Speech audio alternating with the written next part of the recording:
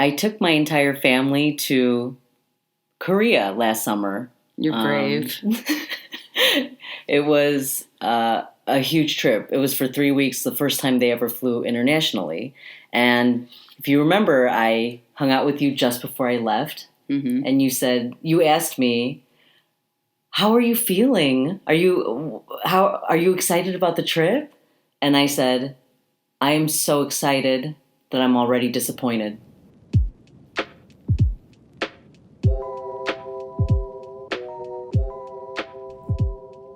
Welcome to the Damned If You Do podcast, where two cousins share our experiences growing up as children of immigrants and how we navigate the world today as teachers, mothers, and women of color who have something to say.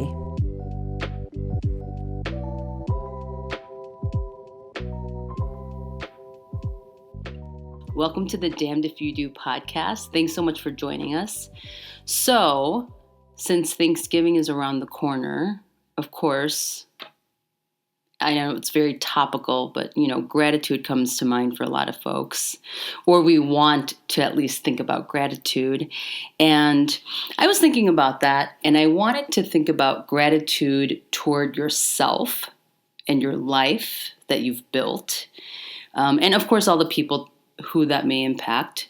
And so in thinking about that, I really believe, and this is something I've really try to invest in and cultivate more in my life, is building the most important relationship in my life, which is to myself. And with that comes boundaries, and of course many other things. And I think that can become very important with holidays especially, and not just boundaries with other people, but within ourselves and the internal dialogue that can become more robust, especially when you're trying to be in service to other people and connect with a lot of people, whether it is your chosen family, the one you created, and or the family you were brought in. So that's what we wanted to discuss and explore today. So let's talk about, what does it actually mean to be present? That's something that's talked about so much in culture, pop culture, social media, all the things. And what is it not? And when I originally, when that became kind of a buzz phrase, being present, right? I think before, I thought it was just about, to me, it really just amounted to being spontaneous or flexible or just doing something fun and engaging. And I think my thinking around it was more about activities and events as opposed to the emotions and my cognitive state in engaging in whatever, right, the thing was or the circumstance as it presented itself. Like not planning every activity and detail and itinerary for something in the future, but hey, let's do this thing right now. And that would be being in the present, or as you used to think of it. Right. Okay. I consider myself an expert of... I want to hear what this is. Of not being present. Of course. I feel like my entire life history has trained me not to be in the present. Because, let's just be honest. If you're gonna grow up in a family like mine, an immigrant family in the 1980s and 90s, yep, of a certain class, of a certain place in Chicago, you're just kids like me. We were just not going to ever learn how to be present. So, for example, these days in therapy. You know what? This is off topic for 1 second, but my TikTok algorithm is so old lady. I was trying to tell somebody that I'm basically it's financial advice and mental health stuff. So one of the things that comes up a lot in my TikTok is the parentified child or the parentified daughter, because I relate to it. So then my algorithm keeps giving me more of the parentified child because I'm the first daughter. Right? And my parents are immigrants who don't speak English. And so I basically became a pseudo parent very quickly. You know, I've shared this before on the podcast where, you know, you're like 8 years old, which is my daughter's age. I can't even imagine her doing this, but calling like Illinois Bell at the time or like all these phone companies or like, you know, insurance companies and asking for why there's discrepancies in the bill or what we need to do to pay something and then they're always like, so what is your name? And I'm like, I'm Mrs. Lee. What am I going to say? I'm the 8-year-old daughter. You know, it's like and they don't believe you, but they just kind of give you a pass. But being that parentified child, you never stay in the present. Never. You're always thinking about what your parents need, how to assist them in a way where they won't yell at you about it. Right? And so you're constantly thinking about what needs to be done so that the future can happen in a way that's not catastrophic for our family. Right. Especially when it came to like insurance. Like, for God's sake, like, can you pay for my mom's surgery? Like, you know, whatever it is. Yeah. I was in high school or like middle school and high school doing that kind of work. It's like, what present? You know, there was no present. Right. Okay, on top of that, if you are living in the past, or if you're, you know, a parentified child, the past is not a great place to be, but that you find yourself there anyway, because then you didn't do something good enough, well enough. You know, my mother's a hypercritical sort of person. She's like, I don't know, she seemed pretty typical sometimes, like of women of that generation, and then on top of that, Korean women of that generation, where she was pretty critical of the things I did. So then, of course, that develops that inner dialogue or narrative that you were talking about, where I am critical. Yeah, the inner critic. Exactly. And so I didn't do that well enough. My mom's going to yell at me about that. Oh, why didn't I do this way or that way? Right. And I have a lot of examples of that, but I don't even want to go into it because it's the idea of living in the past. You're cycling through shame or regret or guilt, right? That you didn't do something well enough, or you're not good enough, or I shouldn't have done that feeling, you know? And that's the past living in that inner narrative. But then the future, if you're worrying about the future and how to help your parents or how to do whatever, that's anxiety, right? So like if you're in the past, shame, guilt, regret, etc. If you're in the future, anxiety. Right. And so the present doesn't exist, and the past and the future are inundating me with, I don't want to call them negative emotions, because in my wisdom of being in my 40s, I've learned that all emotions are necessary in life to create, you know, a very complex existence for humans. But it is. Thank you, internal family systems. It is the emotions that aren't necessarily like joy or, you know, whatever the other positive ones are. Right. Or you could say they were negative but necessary. Yeah. It's part of the journey. I mean, that's why I was saying earlier that we loved reading so much. Like both you and I loved reading so much. I mean, I was reading constantly. And then my first inclination is to say, oh, it's because we didn't have smartphones back then, right? And that's true. I mean, you know, that books were our smartphones. We were bored and we read books. Yeah, I think our students would be horrified to hear that. Books were our smartphones. Turning a page, an actual physical page. I know. Oh, it's like I read through the entire Babysitter's Club series, the entire from 1 to number 100 and something, or the Sweet Valley. And mine was Sweet Valley. But then on top of that, I know because you're Jessica and I'm Elizabeth, which I don't think you loved hearing me say every time I read a book. You always thought I was prude. You were. Still am. Anyway, and then I read other books too, whatever I could get my hands on, right? So anything that I could get my hands on, and it felt so present. Like, I was like, it's an, you know, people think you're escaping into books, right? Because your life is a certain way and it feels negative to you. So then you're escaping into a place where you can control the emotions and the narratives and everything. But also it felt very grounding or being present, because despite the escapism involved in reading, I'm not thinking about the future and I'm not thinking about the past. I am escaping into the present. Yes. By reading this book about Marianne and Logan going to a dance. Yeah, we were just talking about reading, and it's just interesting because as an adult, many people read. Right. Wish there were more. Not that I read in my personal life now. I read one book a year. That's what I'm aiming for. Yeah. That's aspirational for me, even though I'm an English teacher, and so are you. Don't tell our students. But like our own personal reading, right? If I'm actually assigning a reading, I'm usually one chapter ahead of them. Yeah. It does the trick. Veteran teachers, you know what I'm talking about. Shout out to you all. All teachers out there, I should say. But yeah, it's as an adult you realize, yes, reading is mindfulness in that it is immersive and it's grounding. That's a really good way of putting it. People who do art, people who love to dance, any number of things. Right.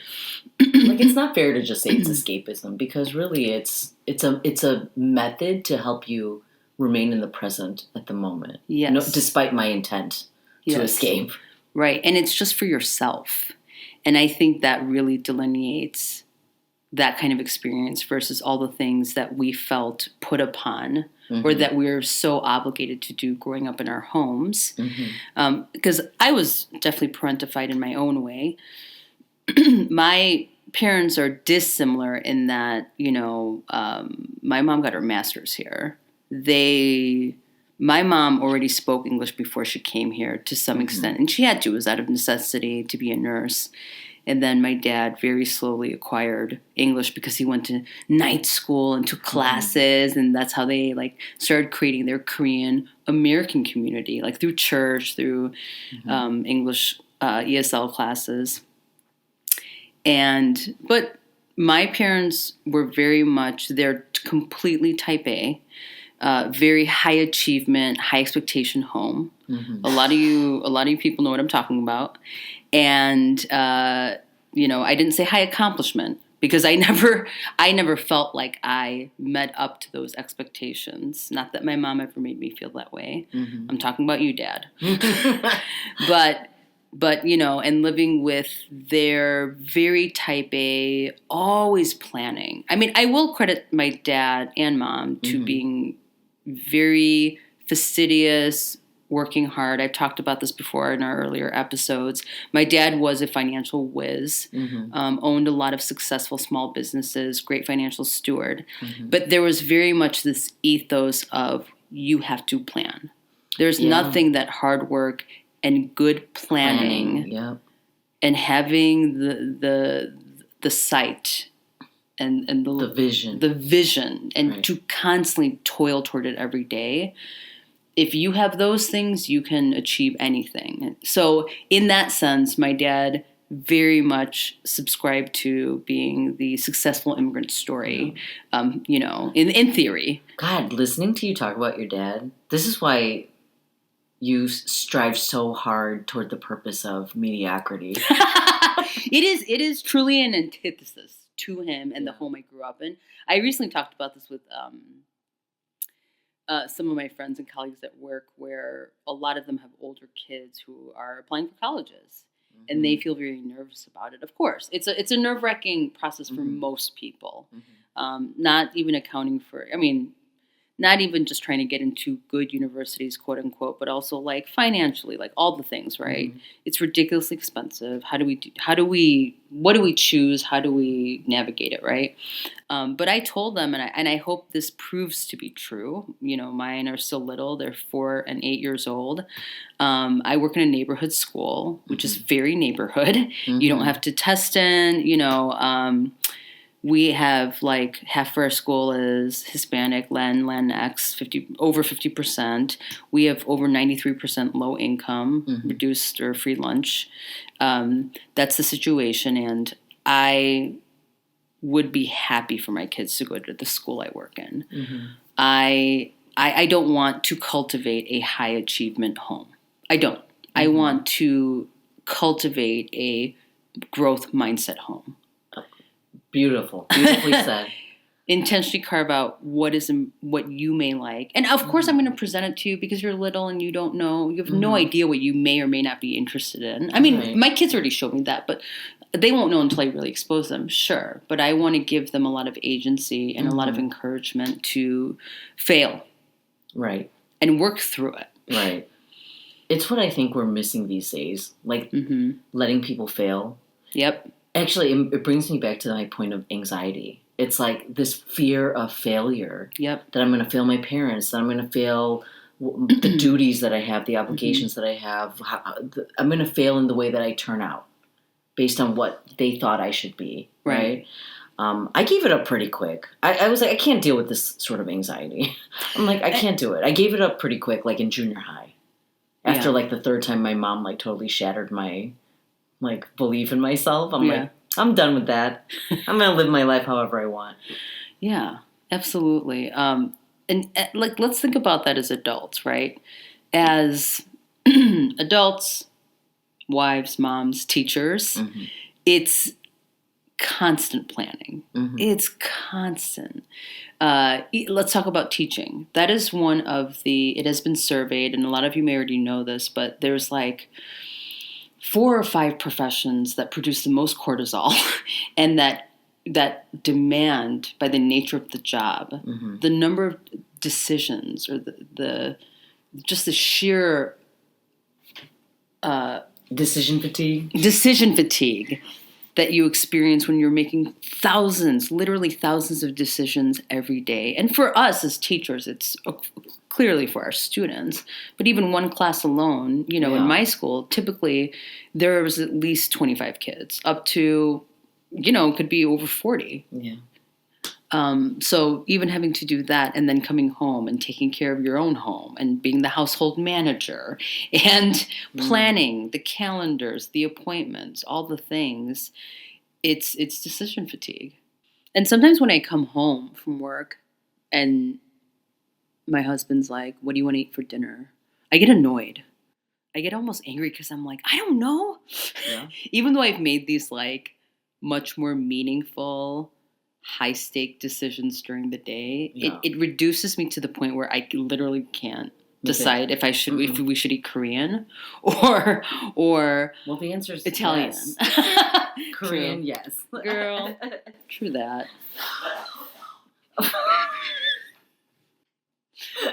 Okay, so anyway, speaking of husbands in the background,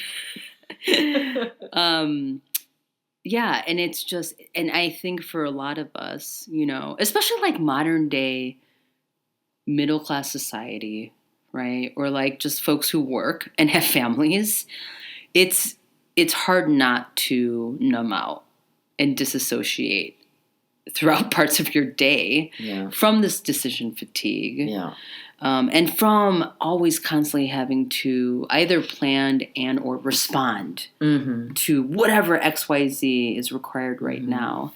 And this is why people scroll on their phones or spend inordinate amounts of time on Amazon trying to I do that. I used to actually do that a lot. I don't allow myself to do it anymore.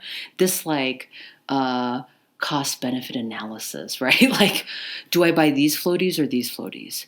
Do I buy this ring or this ring? I mean, like, come on. And I've spent a dumb amount of time looking at stuff. To save like $3. Yeah, at most. At most, right? But then and then when I step back, I realize, well, one, I'm cheap and I'm very open about this. Frugal. Frugality is very important to me. And we had to be for a while.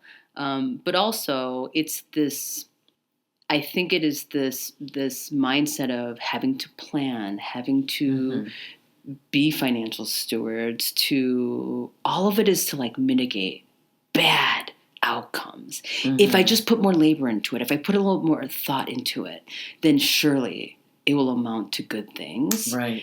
As opposed to, no, that's just wasting time, and it's eroding the quality of my life. A lot of our, like, when we would make mistakes, like, you're like, I want a growth mindset home. Yeah. Or I want my child to make mistakes and fail. Yes. That's literally the exact 180-degree opposite of how we grew up. Yeah. Because if something were to happen that's bad, whether it was our fault or not, right, it was our fault. Takeaway, bottom line. Exactly. It's your fault. So then it creates, it builds into that inner narrative that we have, right? That narrative that we tell ourselves that, oh, I should have done this. Oh, why did I do that? Oh, and it's even for people like us who have an inexplicable amount of confidence. Unwarranted. That came from who knows where. That narrative still exists. Yeah. It takes a lot of effort to kick it out. Mm-hmm. And I think you wanted to talk about anxiety. Well, the idea that when you live in the future or you're thinking about, because what I just said is the stress of the past. Why did I do that? Why did I do that? Right. But then when you're thinking about the future and you're not in the present, then your brain is cycling on anxiety. And, this past week, my children's elementary school for kindergarten through second grade. My youngest is in kindergarten, my oldest is in second grade. So it was perfect. They had a movie night from 4:30 to 7 or 6:30 and in their auditorium. And it was Inside Out 2. It was so funny going with all these families. There was not one moment of silence. There was always a million kids screaming or baby crying. Parents yelling at someone. Yeah. And then there's older kids on their phones. Yeah. At a Checking movie night. out. Exactly. But anyway, of course, my husband and I are watching the movie so intensely because we had seen it already. But this time, because you had seen the movie, you're catching all these wonderful lines. Mm-hmm. And when anxiety, if you've never seen the movie, right, it's about a girl getting into puberty and then all of the emotions in her taking different personalities and talking about, their girl. And one character that pops up in this movie that wasn't in the previous one is anxiety, the character of anxiety. Mm-hmm. And everyone is so confused why she's there. Why are you here? What is your role? Why are you, part of this brain console situation? And anxiety's let me explain to you very clearly. That's fear over there. She points to fear. And she says, fear, his job is to protect Riley from dangers in the present. But my job as anxiety is to protect Riley from dangers in the future. Mm-hmm. And I was like, well, damn, that's the best explanation of anxiety I've ever heard. Mm-hmm. Because that is what your brain is doing as it resides in the future. It is trying to keep yourself safe, mm-hmm. right? And so I found it very touching and very insightful. And, spoiler alert for Inside Out 2, but toward the end, anxiety gets stuck at the head. And you just see what it looks like when anxiety takes over and that you're stuck in the future as opposed to living in the present. And I think it really spoke to me. Maybe because I knew we were going to do a podcast about being in the present, but I'm like, that's what it feels like to be stuck in the future. Mm-hmm.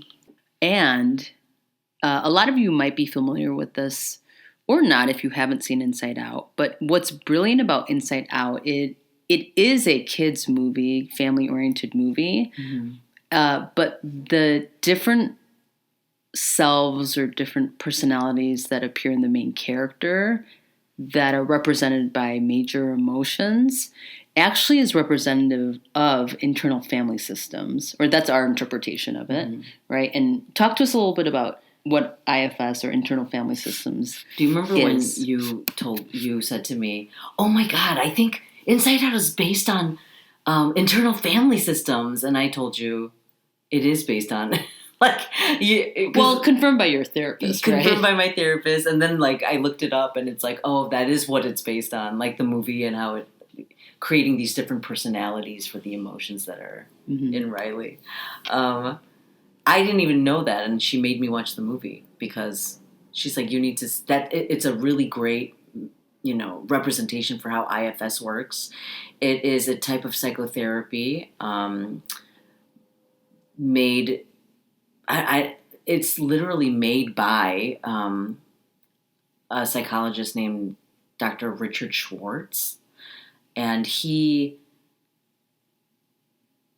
he did all of this work with split personality or multiple personality disorder, which he doesn't even call that anymore. No, that's called dissociative identity disorder. And he doesn't think they're multiple personalities. He calls them parts.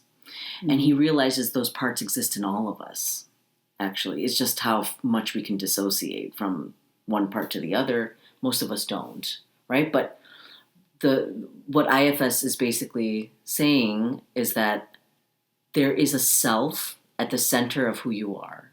And that self is like your wisest self. It's like, that's the word that I think he uses. Like, it's your wise self. It's the one that knows who you are when you are fully you and you're not in any sort of danger. The problem is that we're always in danger. Or we feel like we are. Or there's a perceived danger, right? So especially for people like in a developed country with, many privileges the way that we do. But once there's that perceived danger, the self, or there is danger, right? And so the self is in danger of being wounded or is wounded. And in those cases, then the self becomes protected by these other parts that take over the wheel, right? Of like a car metaphor. So then the self is no longer at the head of the table or taking control of the car, but now there is a different part that is there, and it's a protective part. Now, I'm not an expert of this, and there's, you can look it up, and there's a lot of things about it, but it's one of the most beneficial parts of therapy for me to think about how internal family systems work inside of me. Mm-hmm. And this is not in any way saying if you have done this type of therapy or would consider it, it's not in any way suggesting you have multiple personality disorder or dissociative personality disorder. It's acknowledging that everyone is fragmented naturally by life. With traumas, without traumas, there are different parts of us. But if you have felt like you've been in danger or under crisis or have had trauma, these different selves feel more fractured and, of course, more negative. And IFS helps you focus on creating a balance and allowing you to have your inner critic and allowing you to have these much more negative parts of yourself exist and coexist harmoniously. Because while they might be misguided, these parts within yourself, they're all really there to protect you. And when you are, it's also like wholehearted living. Helpful at certain points. Yes. And this is similar to what a lot of other folks and people who have pioneered social sciences or therapy in the last, let's say, decade or even going further back about living your wholehearted self or living like more integrated, right? You're acknowledging that all these parts exist within you, but then striking harmony amongst them so you can feel more at peace and accept these different parts of yourself. Right.